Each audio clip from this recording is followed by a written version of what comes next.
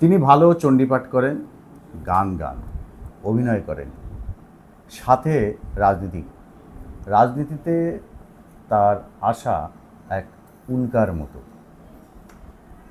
কিভাবে তিনি এই রাজনীতি সামলালেন আর তার সাথে অভিনয়, গান সেগুলো সামলাচ্ছেন কী করে? বাড়তি পাওনা বোধ হয় এই উত্তর ২৪ পরগনার একমাত্র বিধানসভা কেন্দ্র।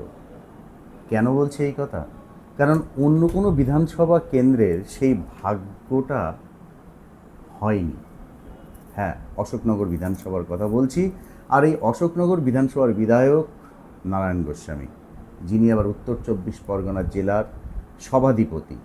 এক হাতে সভাধিপতির অর্থ, অন্য হাতে বিধানসভার বিধায়কের তহবিলের অর্থ। উন্নয়নের উন্নয়ন, যেন ফুল ফুটেছে উন্নয়নের। কি করেছেন গত ৫ বছরে শুনব সরাসরি নারায়ণ গোস্বামীর মুখ থেকে। নমস্কার, আপনাদের চ্যানেলের যারা দর্শক শ্রোতা বন্ধু আছেন তাদের সকলকে আমার পক্ষ থেকে শুভেচ্ছা। দেখুন, বিষয় হচ্ছে আমি ২০২১ সালে বিধানসভায় মমতা বন্দ্যোপাধ্যায় আমাকে টিকিট দেন।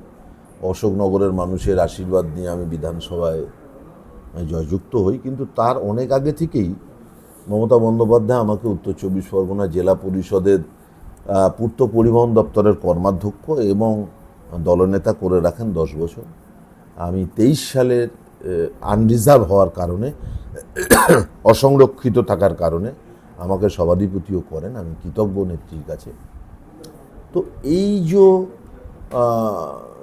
একটা এক্সট্রা সুবিধে, একটা এমএলএ আগে প্রথম দিকে ছিল আমাদের বছরে ৬০ লাখ, পরে সেটা মুখ্যমন্ত্রী বাড়িয়েছেন ৭০ লাখ। কিন্তু এটা দিয়েই পর্যাপ্ত পরিকাঠামোগত উন্নয়ন সম্ভব নয়।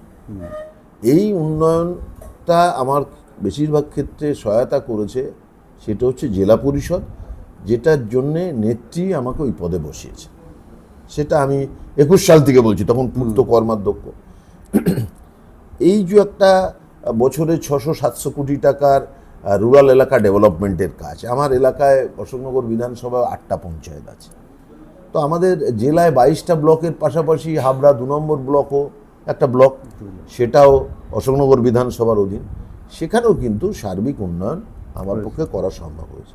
এছাড়াও একটা এক্সট্রা পাওনা, যেহেতু আমি মমতাদির সঙ্গে ১৯৯৩ সাল থেকে আছি, সুতরাং দলে আজকে যারা মমতাদি তো মাথার ওপরে আছেন, তাছাড়াও বিভিন্ন দপ্তরের যারা মন্ত্রী আছেন তারা বন্ধু, কেউ দাদা, এই রকমই আর কি, কেউ দিদি, মানে সম্পর্কটা এই লেভেলে কাজ করতে, সুতরাং কাজ করতে আমার সুবিধা হয়েছে। আবার যেহেতু আমি ২০-২৫ বছর ধরে অ্যাডমিনিস্ট্রেশনে আছি, সুতরাং এই স্টেটের যারা উচ্চপদস্থ আধিকারিক বা আমলা, senior IAS officer, ACS level, তারা সবাই আমার সাথে তাদের ব্যক্তিগত আলাপচারিতা আছে।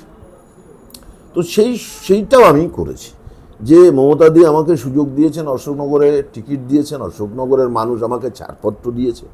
সুতরাং কি কাজ কত বেশি করা যায় এটা একটা প্রমাণ করবার প্রয়োজন আছে।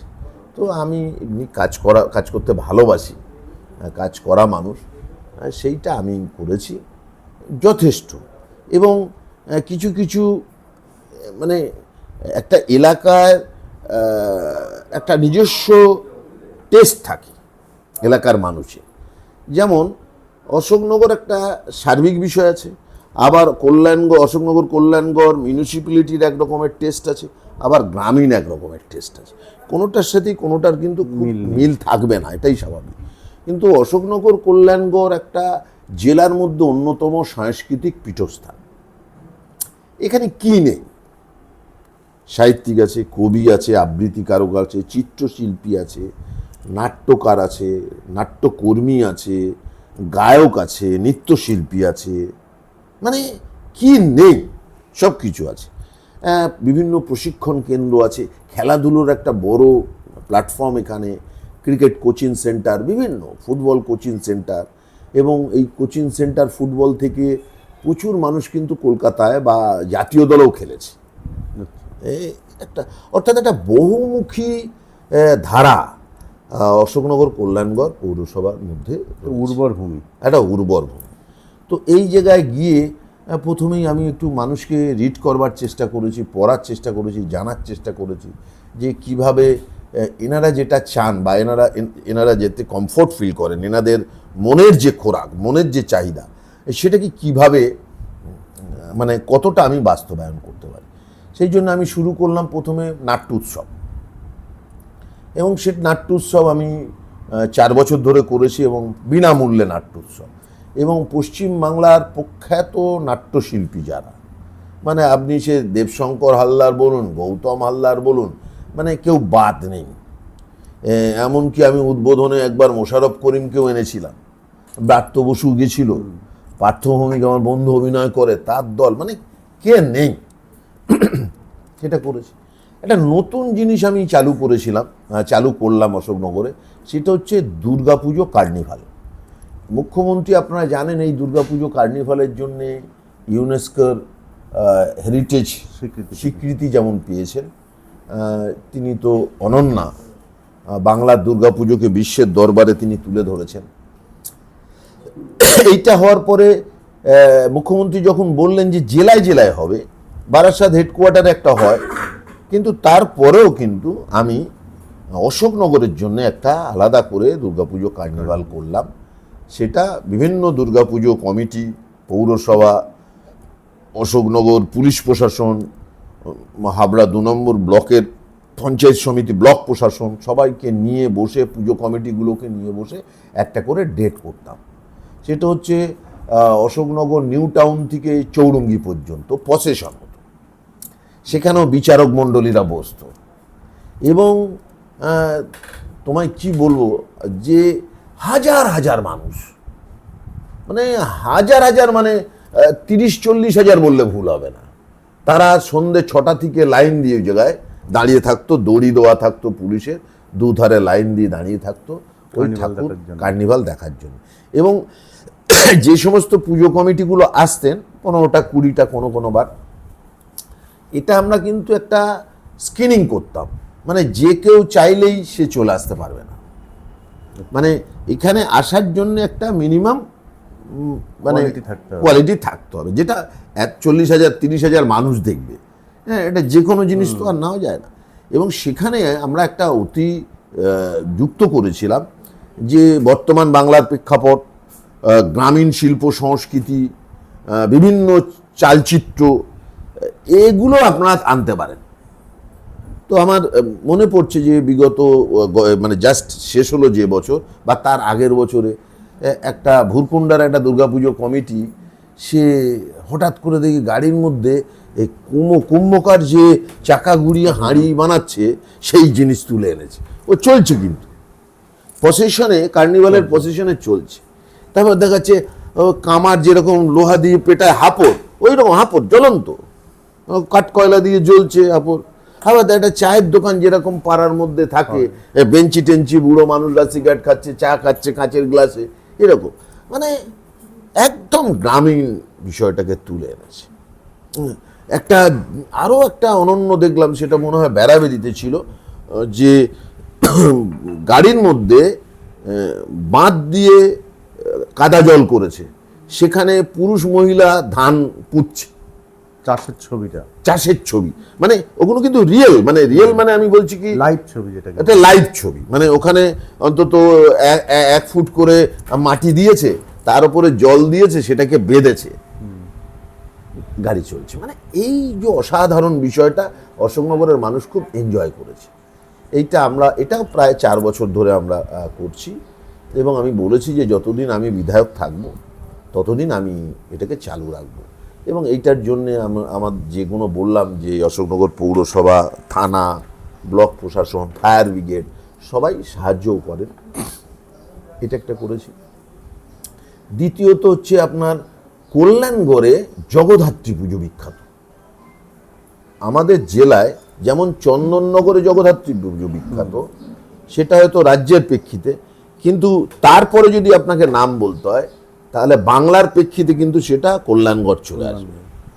মানে অন্তত 50-60টা পুজো হয়, কার পুজো, মার মার কাট কাট, মানে কাঠটা দেখবো আর কাঠটা দেখবো না।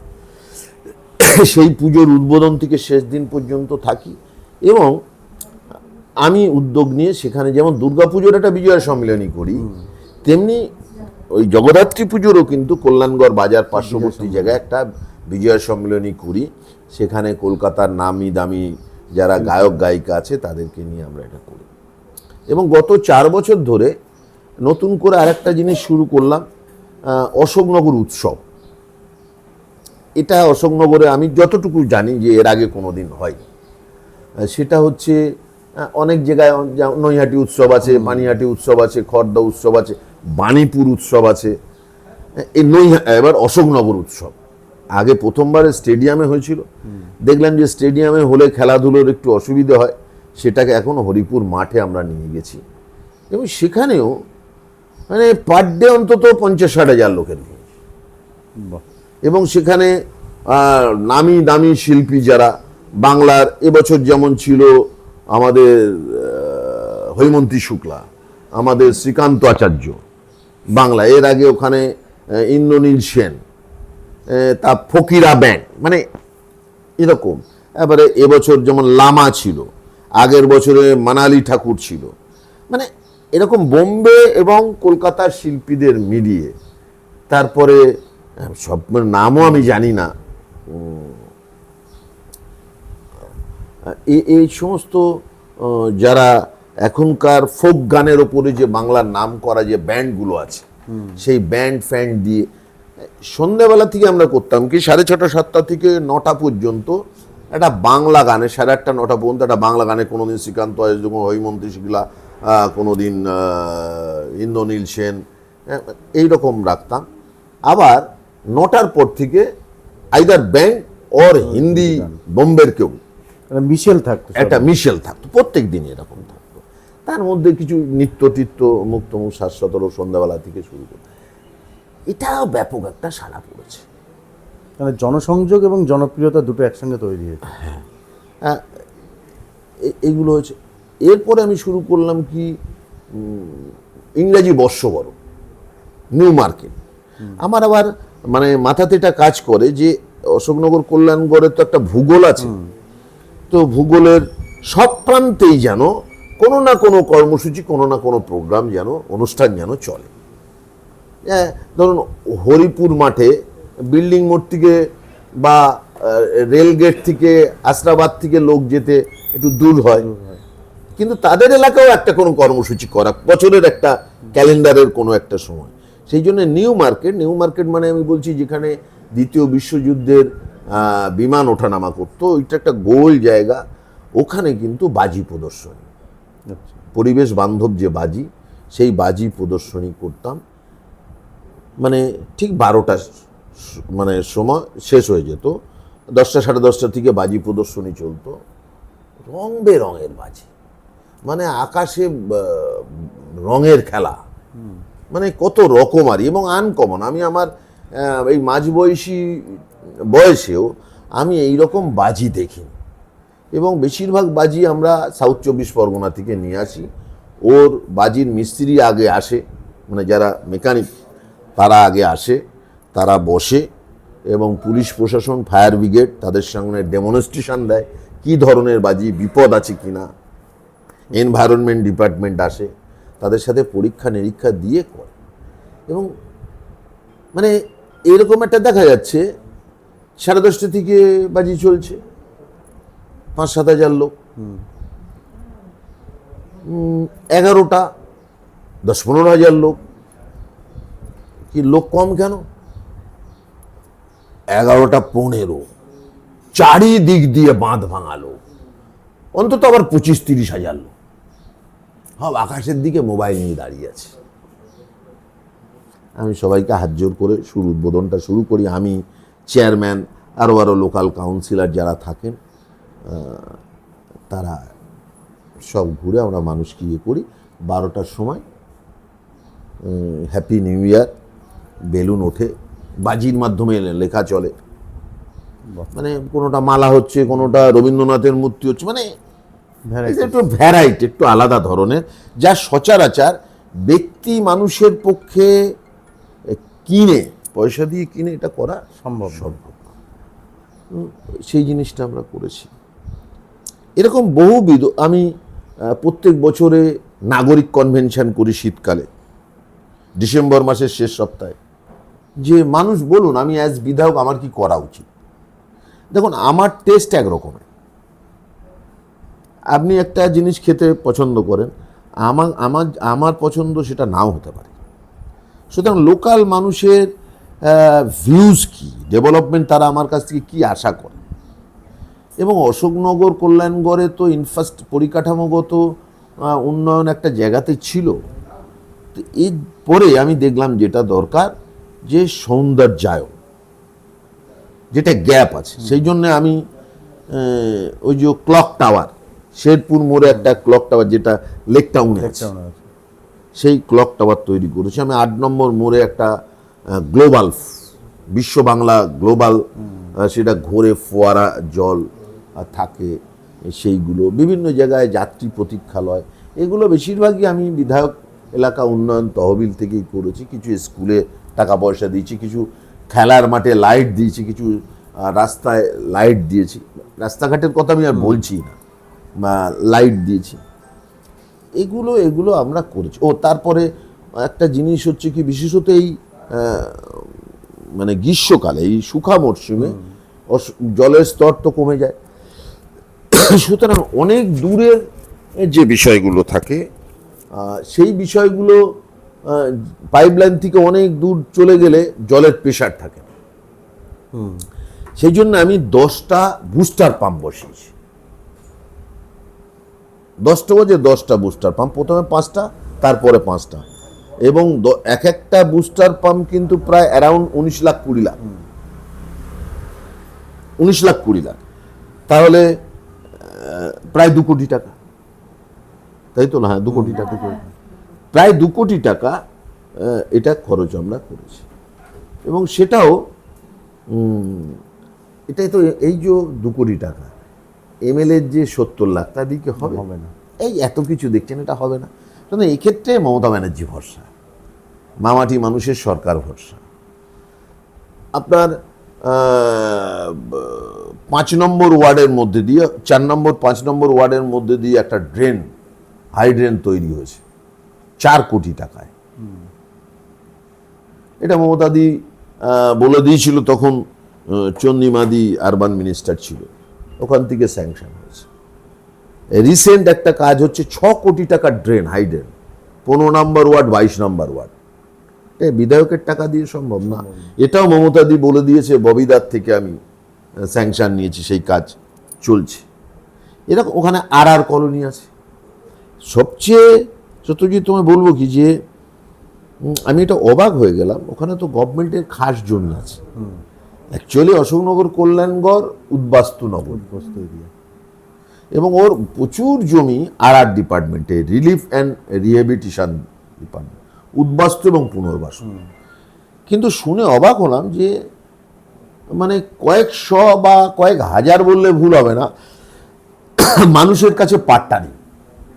তারা আড়ারের জমিতে বসবাস করছে 30 বছর 40 বছর, পাকা বাড়ি, 2তলা বাড়ি, ছাদ দেওয়া বাড়ি, কেউ কেউ যেমন গরিব আছেন, আবার কেউ কেউ আবার মার্বেল দেওয়া বাড়িতেও আছে, কিন্তু তার কাগজ নেই। এটা চেয়ারম্যান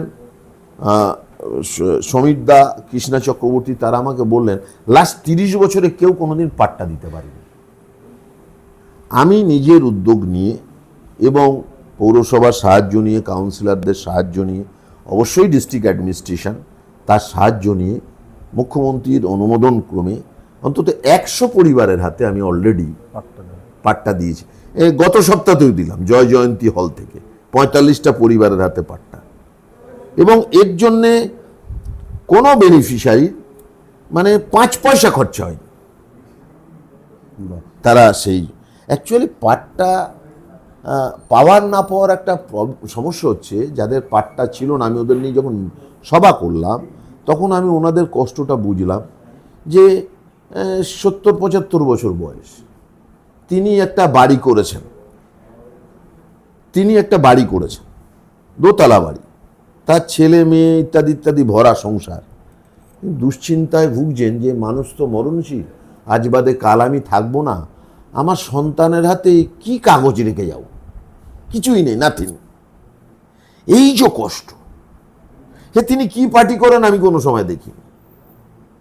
এবং তোমরা জেলার সাংবাদিক দীর্ঘদিন ধরে জানো, আমি কিন্তু কখনোই কোনো মানুষ যারা আমার কাছে আসেন, আমার বাড়িতে হোক, আমার অশোকনগরে বিধায়ক কার্যালয়ে হোক, আমার জেলা পরিষদ ভবনে হোক, আমি জীবনে আজ পর্যন্ত কাউকে জিজ্ঞেস করিনি আপনি তৃণমূলের চিঠি এনেছেন তো, বা আপনি কি পার্টি করেন।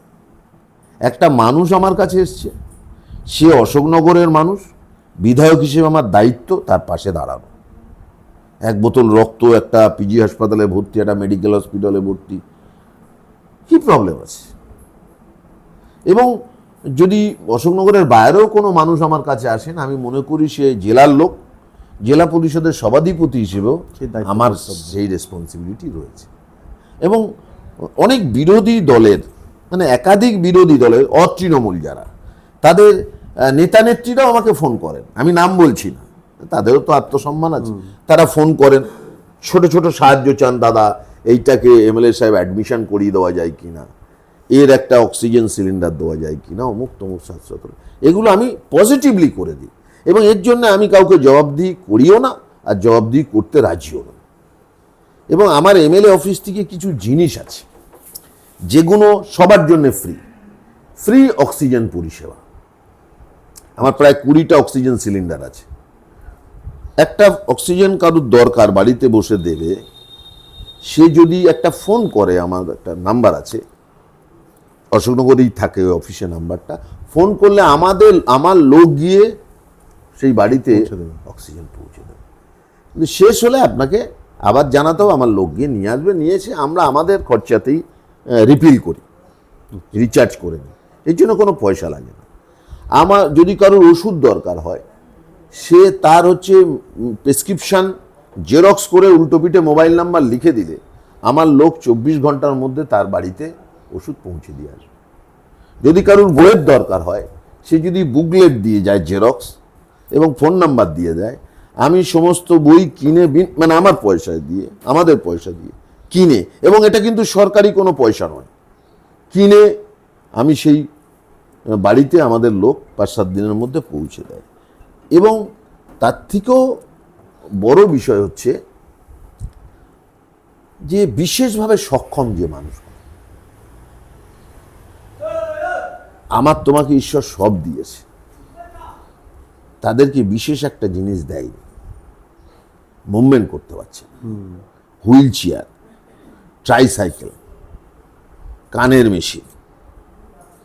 এমনও লোক আছে সে নিজে প্যাটেল দেওয়া, আবার প্যাটেল ছাড়া, কারণ অনেকে নিজে চালাতেই পারে না, ইঞ্জিনের গাড়ি যেগুলো চালাতেই পারে না, পিছনে লোক সাপোর্ট লাগে, সেই মেশিন আমি বোধহয় কয়েকশো দিয়েছি বিনামূল্যে। এবং কখনোই ওই যে এমএলএ অফিসে একটা দরখাস্ত করলে, সবসময় আমাদের স্টকে এমএলএ অফিসে তো থাকে না,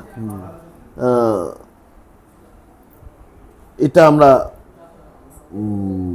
দরখাস্ত নিই, 1 লট কিনে আনলাম 15টা 20টা মেডিকেল কলেজের ওখান থেকে, ফোন করলাম, দিয়ে গেল, তখন আবার 5-7 দিন পরে আমরা দিই। এই কিছুদিন, কয়েক মাস আগেই চৌরঙ্গি মোড়ে বোধহয় 50টার মতো এক জায়গায় জড়ো করে আমরা সব বিতরণ করেছি। এসবের মধ্যে আনন্দ আছে। এই পয়সাগুলো অ্যাকচুয়ালি হয়েছে কি, আমি যখন, তুমি একটা কথা বলে গেছিলে, আমি যখন গান করতাম, অ্যাকচুয়ালি গানের আমার এই ব্যান্ড বা দলটা ছিল সপ্তক, সেটা তোমার বৌদির নামে, আমার মিসেসের নামে। এখান থেকে যে রেনুমারেশনটুকু আমি পেতাম, সেটা আমার মিসেস একটা জায়গায় জমাতো। আচ্ছা। এবং ও নিজস্ব ব্যক্তিগত উদ্যোগে, এবং সেটা একটা সময় গেছে যে এমন বছর গেছে যে বছরে ইলেকশনের চাপ ছিল না, প্রচুর প্রোগ্রাম করেছি। মানে মহালয়ের পর থেকে একদম টানা ভাইফোঁটার পর পর্যন্ত এমনও গেছে যে একদিনে আমাকে 2টো ডায়াসে পারফর্ম করতে হয়েছে। আচ্ছা। গায়ক হিসেবে একদিনে দুটোটা আছে চাহিদা এবং তো অনেক। হ্যাঁ ডিমান্ড অনেক। হ্যাঁ, এবং সিঙ্গল কিন্তু আমি একক। বাংলা আধুনিক গান, বাংলা লোকগীতি, ফোক গান এইসবের উপরে আমি করতাম। এবং আমি যে গানের প্রথাগত শিক্ষা একেবারেই নেই, যেটা তোমার বৌদি ও গানের ডিগ্রি আছে রবীন্দ্রসঙ্গীতের, কিন্তু আমার একেবারেই না। আমি ছোটোবেলা থেকে গান শুনেছি, গান ভালোবাসতাম। টেপ রেকর্ডার ছিল, সুইচ টেপে ওই গোল গোল ফিতে, ওই দিয়ে গান শুনতাম, ওই শুনে শুনে মানে কান পরিষ্কার। বাড়িতে এমনি গান গেলাম তো পরে, হুট করে একটা মানুষ তো গান গেতে পারে না। বাড়িতে নিরিবিলি সময় এখনও করি, খুব চাপে আছি, ভোটে দাঁড়িয়েছি বা কোনো প্রেশারে আছি, বাড়িতে এসে নিচে 10টা, 10:30, 11টার সময় গলা ছেড়ে 4টে গান গেয়ে দেবো। নিজেকে চাপ মুক্ত করার এটা একটা বড় কৌশল। সব শেষে তো নিজেকে ভালো রাখতে হবে, এটা একটা কৌশল। সেই পয়সাগুলো আমার মিসেস জমাতো, জমিয়ে এই যে তুমি বিশেষ সক্ষমদের জন্য এই যে হুইল চেয়ার, ট্রাইসাইকেল, সোনার মেশিন, এবং বিশেষ বিশেষ দিনে ও অনেক অনুষ্ঠানও করত। যেমন 25শে ডিসেম্বর বারাসাতেও আগে করেছে, স্টেশনে যারা পথশিশু তাদেরকে জামা কাপড়, কেক ডিস্ট্রিবিউশন। এখন এটা অশোকনগরের স্টেশনে হয়, আমরা এগুলো করি। আদিবাসী ঘরের মা বোনদের সঙ্গে 25 ডিসেম্বর আমার মিসেস ধারাবাহিকভাবে পিকনিক করে ওর নিজের খরচে, মানে ওই সমস্ত পয়সা। এরপরে চলে আসলাম থিয়েটারে। অশোকনগরীর দুটো দল, একটা দলে প্রতিবিম্ব, তার দলে নমস্তশ্রী, ছবি তুমি ওখানে দেখছো। আর একটা হচ্ছে অশোকনগরীতে নাট্যমুখ, তার দলের আবার মাঞ্চা, মনোজ মিত্রের। এই দুটো অভিনয় সারা বাংলা জুড়ে করেছি, মানে সেই কোচবিহার থেকে শুরু করে একদম সাগর পর্যন্ত। যে বছর ভোট না থাকে, যেমন আবার গত 7-8 মাস ধরে, 6 মাস তো বটি আর করছি না, ভোটের জন্য। তো এখান থেকেও যে রেনুমারেশন পেতাম সেটাও আমি আমার মিসেসকে দিয়ে দিতাম, এর থেকে আমি 5 পয়সা কোনো দিন নিই। এইগুলোই মানে মানুষের সেবার স্বার্থে, যদিও এটা ছিল পুরোপুরি অশোকনগর কেন্দ্রিক, মানে তার বাইরে কেউ বিশেষ রিকোয়েস্ট করলে হয়তো একটা অর্ধেক দিয়েছি, কিন্তু মূলত মুখ্যত অশোকনগর বিধানসভার মানুষের জন্য এই পয়সা দিয়ে আমরা এইগুলো করবার চেষ্টা করেছি। কিন্তু উন্নয়ন, জেলা পরিষদের টাকা আর বিধানসভার অর্থ, এই দুটো দিয়ে অশোকনগর কি কি উন্নয়ন মূলত হয়েছে? উন্নয়ন মানে ধরো আমরা রাস্তা তৈরি করেছি, পিচের রাস্তা, কংক্রিটের রাস্তা, ড্রেন, এমনি ড্রেন, হাই ড্রেন, লাইট আলোকিতকরণ, পার্ক। লাইটের তো আবার অনেক রকমের, street light, low mast light, high mast light, এখন বিভিন্ন জায়গায় ব্রিজ। একটা আমাদের বিদ্যাধরীর যে শাখা নদী নোনাগাঙের ওপরে হিজলিয়া একটা ব্রিজ, সেগুলো তৈরি হয়েছে। রাস্তা গ্রাম শহর মিলিয়ে কয়েকশো, হয়তো হাজার হবে না, কিন্তু কয়েকশো। আমি এই পথশ্রী 4-এ মমতা বন্দ্যোপাধ্যায়ের প্রকল্পতে অশোকনগর শহরেই 101টা রাস্তা হচ্ছে। আচ্ছা, কিছুদিন আগে এক্সিকিউটিভ ইঞ্জিনিয়ার এমইডি বারাসাতে বসেন, ঘরুই সাহেব আমাকে বলল, স্যার পথশ্রী মুখ্যমন্ত্রী এত দিয়েছেন যে এজেন্সি পাওয়া যাচ্ছে না, মানে কন্ট্রাক্টর পাওয়া যাচ্ছে না। সেটা আবার সবাইকে একটু রিকোয়েস্ট করে সেই কাজগুলো অলরেডি নির্বাচন ঘোষণা হওয়ার আগেই সেইগুলো অনগোয়িং নেচারে আছে, সেই কাজগুলো চলছে। কিন্তু এটা সিম্পল বললাম, এবং আমার পরিকল্পনা আছে, আমি এগুলো প্রেসে দিয়েছি, যে সার্বিকভাবে বিধায়কের তহবিলে কি কি হয়েছে, জেলা পরিষদের তহবিলে কি কি হয়েছে, মুখ্যমন্ত্রীর সাহায্যে রাজ্য সরকারের তহবিলে কি কি উন্নয়ন হয়েছে, তার একটা পুস্তিকা আমি বের করে ডোর টু ডোর দেওয়ার চেষ্টা করছি। আরেকটা বিষয়, এবারের নির্বাচনে অত্যন্ত গুরুত্বপূর্ণ এসআইআর। অশোকনগরে তো বাদ গেছে, মানে মৃত ভোটার, বদলি ভোটার, তারপরে আবার যাদের নথি নেই সেই ভোটার, অনেকে আছে বিবেচনাধীন। এই সব মিলিয়ে যে বাদ গেল, ভোটে কি প্রভাব পড়বে? নিশ্চয়ই পড়বে। দেখুন, এই যে এসআইআর, ভারতীয় জনতা পার্টি নির্বাচন কমিশনকে দিয়ে যে এসআইআর করালো, এতে যে মানুষের নির্যাতন, নাভিশ্বাস উঠে গেছে।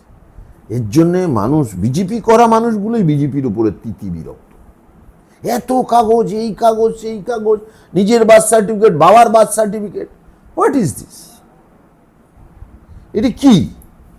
দেশ যারা চালাচ্ছে ওনাদের বার্থ সার্টিফিকেট আছে। জ্ঞানেশ কুমার ওনার বাবার বার্থ সার্টিফিকেট উনি দেখাতে পারবেন? আজ খুবই যেন ওদের মনে হয়েছে যে যেন তেন প্রকারেণ নির্বাচন কমিশনারকে দিয়ে ভারতীয় জনতা পার্টি পশ্চিমবাংলায় ক্ষমতায় আসবে, দখল করে নেবে। এটা পশ্চিমবাংলা সম্ভব নয়। আমরা তো দেখো, ভারতবর্ষ একটা ধর্মনিরপেক্ষ রাষ্ট্র। সংবিধানের প্রথম কথায় আছে, we are the people of India. আমরা ধর্ম, তাহলে প্রত্যেকটা ধর্মের লোকে স্বাধীনভাবে ধর্ম যাজন করার, ধর্ম পালন করবার স্বাধীনতা রয়েছে। প্রত্যেকটা মানুষের স্বাধীনভাবে খাবার খাওয়া, যে খাবার সে খেতে চায় খাওয়ার স্বাধীনতা রয়েছে। প্রত্যেকটা মানুষ যে ভাষায় কথা বলতে চান সেই ভাষায় কথা বলতে চাওয়ার অধিকার আছে। তাহলে কেন বাঙালি অতৃণমূল জায়গায় গেলে, ভারতবর্ষের অন্য বিজেপি রাজ্যে গেলে বাংলায় কথা বললে মার খাচ্ছে? বিজেপির নেতারা উত্তর দেবেন কি? কেস করিয়ে দিচ্ছে বাংলায় কথা বললে, আধার কার্ড দেখাচ্ছে, ভোটার আই কার্ড দেখাচ্ছে, ছাড় নেই, জেলে পুড়ে দিচ্ছে, না হলে বাংলাদেশে পুশব্যাক করছে। কই বিভিন্ন ভাষাভাষীর মানুষ পশ্চিমবাংলায় আছে। বড় বাজারে তুমি যাও, একটা লোকও বাংলায় কথা বলে না। আমাদের তো কোনো সমস্যা নেই, কমিউনিকেশন হচ্ছে, ভাষা অন্য ভাষায় কথা বলছে, তামিল ভাষায়, তেলেগু ভাষায়, উড়িয়া ভাষায়, প্রবলেম নেই। তো স্বাধীনতা, দেশ তো তাই। তাহলে কেন বাংলা ভাষায় কথা বললে উত্তরপ্রদেশে, মধ্যপ্রদেশে, মহারাষ্ট্রে মানুষ মার খাবে, বাঙালি মার খাবে? কোথাও যেন এই নির্বাচনটা মমতা বন্দ্যোপাধ্যায়ের উন্নয়ন তো আছে। তুমি সত্যজিৎ, আমাকে একটা জিনিস বলো, তুমি একজন জেলার সাংবাদিক এবং তুমি একজন ভোটার, আমিও একজন ভোটার, এই ইঙ্গিতে হোক, মমতা বন্দ্যোপাধ্যায় পশ্চিমবাংলার মানুষের আশীর্বাদে 15 বছর তিনি দায়িত্বপ্রাপ্ত হয়েছেন মুখ্যমন্ত্রী। মমতা বন্দ্যোপাধ্যায় এই সরকারের আমলে 94টা প্রকল্প চলছে। তোমাকে যদি আমি এখন বলতে বলি, তুমি ইজিলি 20-25টা প্রকল্পের নাম এখানে বলে দেবে। যে প্রকল্প থেকে মেয়েরা বসে আছে, ওরাও বলে দেবে যে প্রকল্প থেকে বাংলার মানুষ উপকার পাচ্ছে। এই রকম নয় যে যারা তৃণমূল করে না, অতৃণমূল, তারা পরিষেবা থেকে বঞ্চিত, এমন একজন মানুষ এসে বলতে পারবেন না। যিনি তৃণমূল করে তিনিও যেমন পাচ্ছে, যিনি তৃণমূল করেন না তিনিও পাচ্ছেন। মমতা ব্যানার্জি উদার এবং মহান তাই। নগ্ন সিপিএমের সময় দলবাজিটা নেই। আচ্ছা, ভারতবর্ষ তো ভারত সরকার আছে, নরেন্দ্র মোদী 11 বছর ক্ষমতায়। একটা প্রকল্প বলো তো, যে প্রকল্পে বাংলার মানুষ সেই প্রকল্প থেকে উপকার পায়, একটা প্রকল্প তাহলে নেই। একটা দল শুধু ধর্ম করে ক্ষমতায় টিকে থাকছে। তার মানে ধর্মটা তার ব্যবসা, ধর্মটাকে দেখিয়ে সে ক্ষমতায়, উন্নয়ন দেখিয়ে নয়। কিন্তু কেন আমরা পশ্চিমবাংলার মানুষ কি আমরা ভারতবাসী নই? প্রশ্নটা থাকবে নাগরিক হিসেবে। কেন নেই? আপনি রাজ্য থেকে, বাংলা থেকে টাকা তুলে নিয়ে যাচ্ছেন, সেই টাকার একটা যুক্তরাষ্ট্রীয় পরিকাঠামো, ফেডারেল স্ট্রাকচারে আমরা রাজ্য একটা টাকা পাবো, 2,00,000 কোটি টাকা, কেন দিচ্ছেন না? আপনি নির্বাচনের আগে বিহারে স্পেশাল প্যাকেজ দিচ্ছেন, অমুক জায়গায় স্পেশাল প্যাকেজ দিচ্ছেন।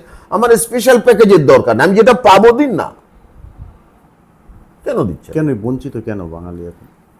যেহেতু বাংলার মানুষ তৃণমূলকে ভালোবাসে, মমতা ব্যানার্জিকে ভালোবাসে, সেইটা রাগ।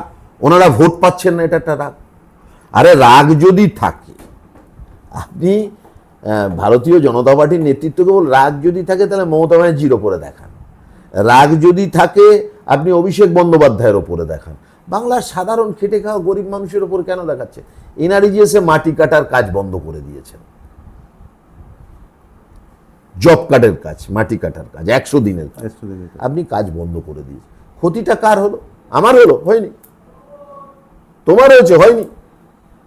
একেবারে প্রান্তিক থেকে প্রান্তিকতম মানুষ সকালবেলা উঠে যারা ঝুড়ি কোদাল নিয়ে নয়নজুলি কাটতে যায়, ক্ষতিটা তাদের হয়েছে। তোমার লড়াই কার সঙ্গে? কি করলে? আবাস যোজনা, বাংলা আবাস যোজনা চিরকাল শুনে আসছি ছোটবেলা থেকে, সেন্ট্রাল গভর্নমেন্ট 60%, স্টেট গভর্নমেন্ট 40%। তুমি আজ 3 বছর টাকা দিচ্ছ, তার জন্য কি বাংলার মানুষ ঘর পাচ্ছে না? মমতা ব্যানার্জি আগে 12 লাখ দিয়েছে, এবারে 16 লাখ দিলেন নিজস্ব টাকায়। 1,20,000, 1,20,000ই মমতা ব্যানার্জি রাজ্য সরকার নেতৃত্বে রাজ্য সরকারই দিয়েছে। বিজেপির লোকও পেয়েছে, সিপিএম এর লোকও পেয়েছে, অন্যান্য দলের লোকও পেয়েছে, তৃণমূলও পেয়েছে। এটাই তো চায়। তুমি যদি ধর্মের কথা বলো, ধর্মকে দেখিয়ে যে দলটা ভারতবর্ষের ক্ষমতায় আসলো বা পশ্চিমবাংলায় ক্ষমতায় আসতে চায়, পাহাড় থেকে সাগর একটা মন্দির তৈরি করতে দেখেছো? বড় বড় মন্দির দরকার নেই, ছোট মন্দির কি দেখি, 3 রাস্তার মোড়, 4 রাস্তার মোড়, বটতলার মোড়ে শনি ঠাকুরের মন্দির। একটা শনি ঠাকুরের মন্দির দেখাও তো হয়, যে বিজেপি এই একটা শনি ঠাকুরের মন্দির করেছে, যে ধর্ম দিয়ে ক্ষমতা এসছে। আর আরেক মহিলা যিনি ধর্মের কথা বলছেন না, ধর্ম নিরপেক্ষতার কথা বলছেন, তিনি কিন্তু দক্ষিণেশ্বরের মা ভবতারিণী মন্দিরের পুনঃসংস্কার, স্কাইওয়া, তারাপীঠের পুনঃসংস্কার, তারকেশ্বর মন্দিরের পুনঃসংস্কার, তারাপীঠ মন্দির, কালীঘাট মন্দিরের পুনঃসংস্কার, কঙ্কাইতলার পুনঃসংস্কার, 3,000 কোটি টাকা দিয়ে দীঘায় জগন্নাথ ধাম, মতুয়া ঠাকুরনগর মতুয়া ধামের পুনঃসংস্কার হচ্ছে, কপিলমুনি সাগরের কপিলমুনি আশ্রমের পুনঃসংস্কার, রাজারহাট নিউ টাউনে নতুন করে দুর্গাঙ্গন, শিলিগুড়িতে মহাকালের মন্দিরের শিলান্যাস শুরু করতে চলেছে। অন্য ধর্মের মানুষেরও করেছেন, ফুরফুরা শরীফের করেছেন, কবরস্থান করেছেন। তাহলে দেখুন, মমতা বন্দ্যোপাধ্যায় ধর্মনিরপেক্ষ মানুষ হয়েও তিনি কিন্তু এত কিছু করেছেন। আর যারা শুধু হিন্দু সনাতন ধর্মের কথা বলছেন, তারা আজ পর্যন্ত একটা শনি ঠাকুরের মন্দির আমি এনাম বলছি কেন, যে আমরা যা দেখে অভ্যস্ত, যে 10,000 15,000 টাকা কম খরচেও হয়, হ্যাঁ তৈরি করি ব্যবসা। এবং দেখো, পশ্চিমবাংলার মানুষ শিক্ষার দিক দিয়ে তো ভারতবর্ষে অনেকটা এগিয়ে, প্রথম দিকেই কেরাল, পশ্চিমবাংলা, দেখবে এইসব জায়গায় বিজেপি নেই, আসবেও না কোনোদিন। মানুষ এত হানাহানি, বাংলার মানুষ এই হানাহানি পছন্দ করে না। এবং কোথাও যেন এই নির্বাচনের লড়াইটা মানে আর তৃণমূল অমুক তমুক নেই। কি আছে? আমি যেটা বুঝতে পারছি, মমতা ব্যানার্জির উন্নয়ন আছে, কিন্তু আর একটা জিনিস এই উন্নয়ন আছে, একদিকে বিজেপি, অন্যদিকে বাংলা এবং বাঙালি। বাংলা এবং বাঙালির আত্মসম্মান, আত্মমর্যাদা বজায় থাকবে কিনা, অস্মিতা এবং রাজনীতি, অস্মিতা এবং ধর্মীয় মেরুকরণ। এই যে আমরা একটা বাঙালি, আমাদের প্রতি ওদের হিংসা হয়, ভারতীয় জনতা পার্টির হিংসা। আমাদের পশ্চিমবাংলায় যারা বিজেপি করে, ক পয়সার কেন্দ্রের বিজেপির নেতাদের কাছে দাম আছে, আমি জানি সম্ভবত নেই। না হলে এসআইআর নিয়ে আপনি একটা বিজেপির কোন নেতার বক্তব্য বলতে শুনেছেন এসআইআর বিরুদ্ধে, যে এত কেন হচ্ছে?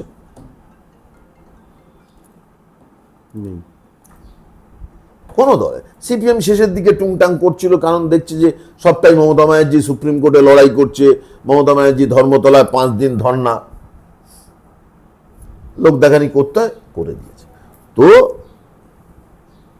নির্বাচনটা এই জায়গায় যে বাংলা বাঙালির আত্মমর্যাদা, আত্মসম্মান, অস্মিতা ভার্সেস বিজেপি।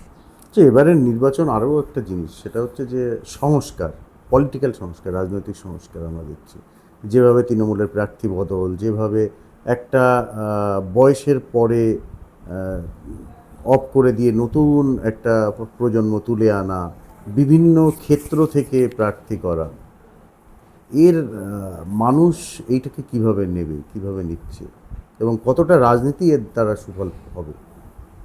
না, অ্যাকচুয়ালি মমতা বন্দ্যোপাধ্যায় আমাদের দলনেত্রী এবং আমাদের অভিষেক বন্দ্যোপাধ্যায় জেনারেল সেক্রেটারি, তার সেনাপতিত্বে একটা ভাবনা আছে। দেখবে সব নতুন এরকমও নয়, প্রবীণ মানুষ আছে, অশোকদেবের মতো নেতাও আছে, শোভনদেব চট্টোপাধ্যায়ের মতো প্রবীণ অভিজ্ঞ মানুষও আছে, আবার মধুপর্ণা ঠাকুরের মতো বাচ্চা মেয়েও আছে, ঋতুপর্ণা আড্ডোর মতো বাচ্চা মেয়েও আছে, আবার আমার মতো মিডিল এজ পার্সনও আছে।